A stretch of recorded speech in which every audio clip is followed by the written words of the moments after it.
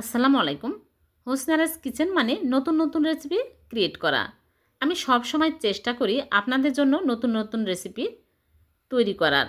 আমি আজকে সিমাই আর দুধ দিয়ে ভীষণ সুস্বাদু করে মালাইকারি মিষ্টি করে দেখাবো।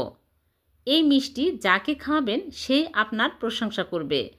এই ভিডিওটি যদি ভালো লেগে থাকে লাইক কমেন্ট শেয়ার করতে ভুলবেন না। তাহলে চলুন বেশি কথা না বাড়িয়ে শুরু করি। প্রথমে এখানে 2টা ডিম ভেঙে নিচ্ছে। বড় সাইজের নর্মাল তাপমাত্রা থাকা 2টা ডিম ভেঙে নিচ্ছি। 2টা ডিম লাগবে না, তবে একটার বেশি লাগবে। এজন্য আমি 2টা ডিম ভেঙে ভালো করে ফেটিয়ে নেব।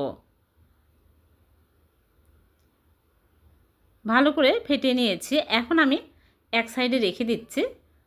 আর এদিকে আমি নিয়ে নিচ্ছি লাচ্চা সিমাই। 1 প্যাকেট নিয়েছি। এখান থেকে আমি মেপে নিব, তাহলে অন্যান্য উপকরণগুলো নিতে সুবিধা হবে। আমি এখানে 1.5 কাপ মেপে নিচ্ছি। 1.5 কাপ দিয়ে কিন্তু অনেকগুলো মিষ্টি হবে। এখন আমি এই সেমাইগুলো একটা ব্লেন্ডার জাগে নিয়ে আমি গুঁড়া করে নিব।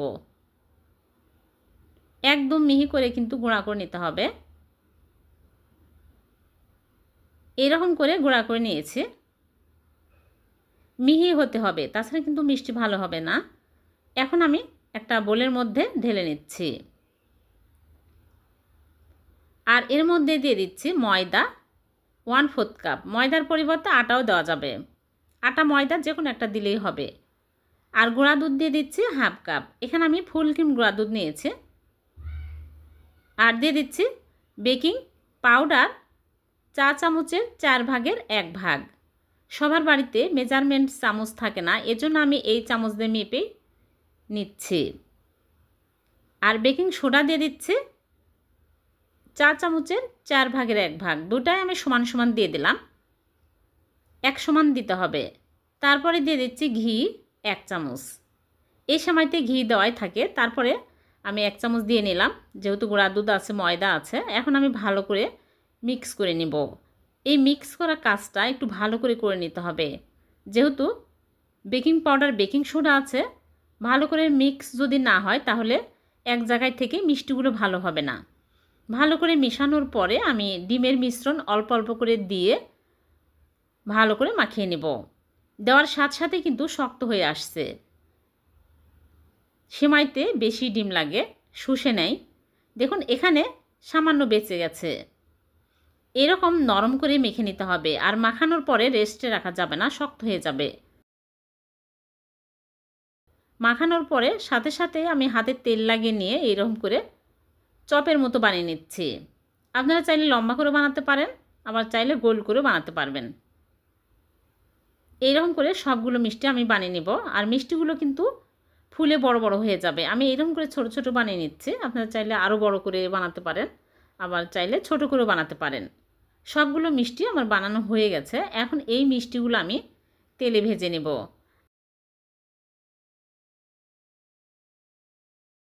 আগে থেকে চুলায় প্যানে তেল দিয়ে তেল হালকা গরম করে নিয়েছি। মানে আঙ্গুল চোবানোর মতো গরম হলে মিষ্টিগুলো দিতে হবে। বেশি হাই হিটে তেল গরম করে মিষ্টি ছাড়বেন না, তাহলে মিষ্টি তাড়াতাড়ি হয়ে যাবে আর মিষ্টির ভিতরে শক্ত থেকে যাবে, তখন মিষ্টি ভালো ফুলবে না। মিষ্টিগুলো আস্তে আস্তে ফুলে যাচ্ছে। মিষ্টিগুলো আস্তে আস্তেই ভেজে নিতে হবে একটু সময় নিয়ে, তাহলে ভালোভাবে ফুলবে। যখন ভালোভাবে মিষ্টি ফুলে তখন মিষ্টির মধ্যে ভালোভাবে শিরা ঢুকে আস্তে আস্তে অনেক সুন্দর কালার হচ্ছে আর একদম ফুলে বড় বড় হয়ে যাচ্ছে দেখুন। আর পছন্দ মতো কালার হলেই তুলে নিতে হবে। আপনারা চাইলে একদম কালো জামের কালার করে তুলে নিতে পারেন, আবার চাইলে এইরকম গোলাপ জামুনের কালার করে তুলে নিতে পারেন। আমি এইরকম কালার হলেই তুলে নিচ্ছি। সবগুলো মিষ্টি আমি ভেজে তুলে নিয়েছি। এখন এই মিষ্টিগুলো আমি ঠান্ডা করে নেব। এক সাইডে রেখে দিলাম। আর এদিকে আমি চিনি শিরা তৈরি করে নেব। চুলায় প্যান বসিয়ে 1 কাপ চিনি দিয়ে দিচ্ছি আর পানি দিয়ে দিচ্ছি 2 কাপ। 2টা এলাচ দিয়ে দিচ্ছি।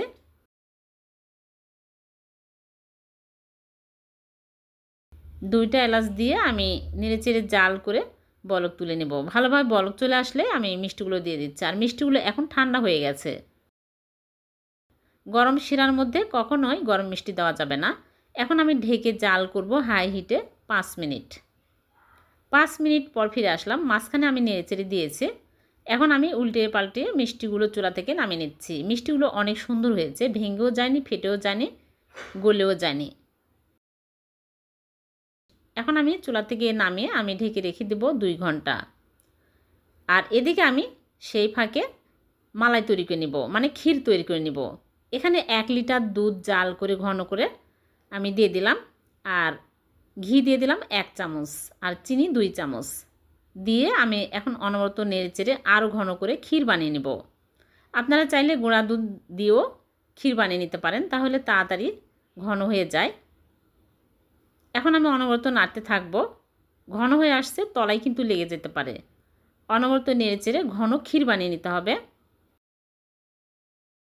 দেখুন আস্তে আস্তে ঘন হয়ে আসছে, আরেকটু শক্ত করে নিতে হবে। এরকম হলে চুলা থেকে নামিয়ে নিতে হবে। চুলা থেকে নামিয়ে আমি একটা বাটিতে ঢেলে ঠান্ডা করে নিব, ঠান্ডা হতে থাকুক। আর এদিকে আমি 2 ঘন্টা পর আমি ফিরে আসলাম।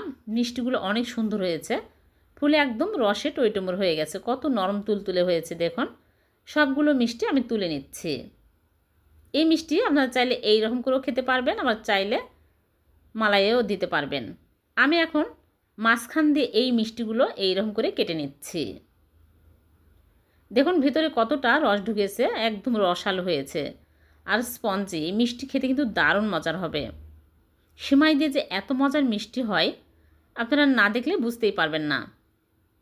শুধু যে ছানা দিয়েই মিষ্টি সুস্বাদু হয় তা না, অন্যান্য উপকরণ দিয়েও কিন্তু ভীষণ সুস্বাদু করে মিষ্টি তৈরি করা যায়। এখন আমি একটা করে নিয়ে যে মালাই বানিয়ে রেখেছি ক্ষীর, ওই ক্ষীরগুলো দিয়ে নিচ্ছি। একটু বেশি করেই দিবেন, তাহলে খেতে ভালো লাগবে। দিয়ে তারপর হাত দিয়ে একটু সমান করে দিব। হাতে ঘি লাগিয়ে একটু সমান করে দিলে দেখতে ভালো লাগবে। এইরকম করে সবগুলো মিষ্টিতে আমি ক্ষীর লাগিয়ে নেব। সবগুলো মিষ্টিতে ক্ষীর লাগিয়ে নিয়েছি, আর উপর দিয়ে আমি বাদাম কুচি দিয়ে সাজিয়ে নিচ্ছি, আর জাফরান দিয়ে দেখতে সুন্দর লাগবে। দেখলেন তো কত সহজে হয়ে গেল সিমাই দিয়ে ভীষণ সুস্বাদু মালাইকারি মিষ্টি। দেখতে যেমনই সুন্দর, খেতে তার চেয়ে বেশি টেস্টি হয়েছে। সামনে ঈদ, ঈদের দিন টেবিলে এই ডেজার্টটি রাখতে পারবেন। খুবই সুস্বাদু আর খুবই মজাদার, সবাই খেয়ে অনেক প্রশংসা করবে। ভিডিওটি ভালো লাগলে লাইক, কমেন্ট, শেয়ার করে দেবেন। আল্লাহ হাফেজ।